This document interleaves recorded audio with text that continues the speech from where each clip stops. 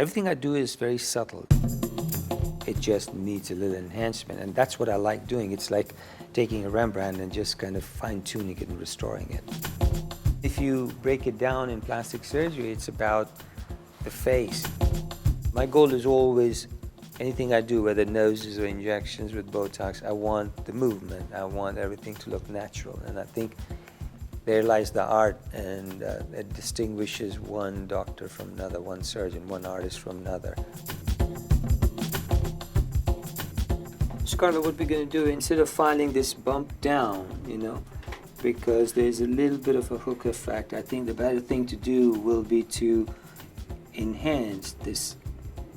This is called the glabellar area, and the bones are not as strong. So I want to create the effect, the visual effect, that this is fuller. So now it doesn't look like a hook, it's much more in balance. So if I can fill this area right there a little bit, the nose looks straighter and it gets rid of the hook effect.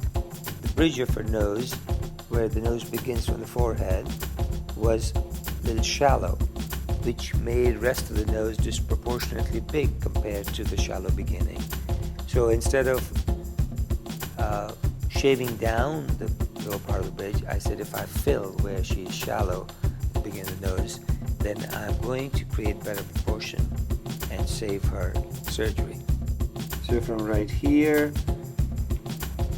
half a drop, one drop, one drop, one drop, one drop, half a drop. So you just gradually create this filler effect right here, so it comes in line with your cartilage profile. Instead of lowering the cartilage profile, it'd be nice to build up the bony profile right there. Nose injections last all the way up to 2 years. We have seen, it's very surprising, pleasantly surprising, that the same Juvederm lasts less in the cheeks than in the nose. But the range is from 6 months to 2 years. So what I'm doing now is sterilizing the area with betadine sponge, because nose being a closed space, we can't afford to have any chances with infection.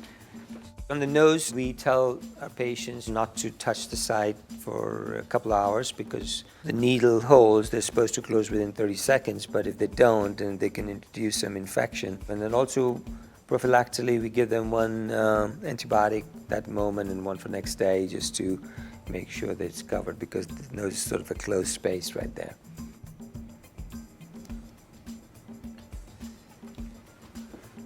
Look at how straight the profile looks now, huh? In 10 minutes, you have a new nose. There's very specific facial structures that you can enhance them.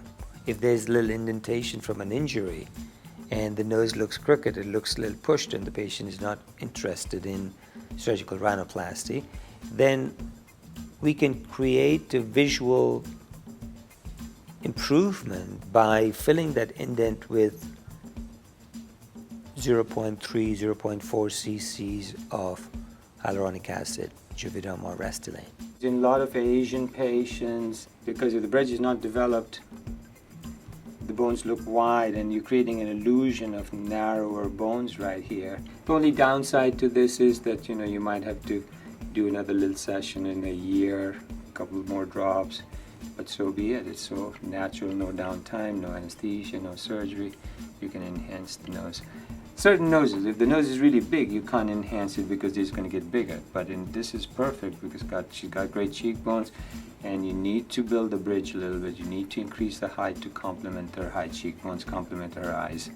And that's what we were able to accomplish with the 10-minute injection with Juvederm.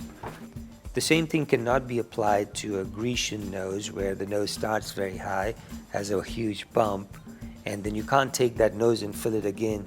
At the beginning of the nose, it'll become much bigger. That nose needs to be surgically shaved. He needs to have a surgical rhinoplasty, or she does. Looks really cool. Yeah, looks nice.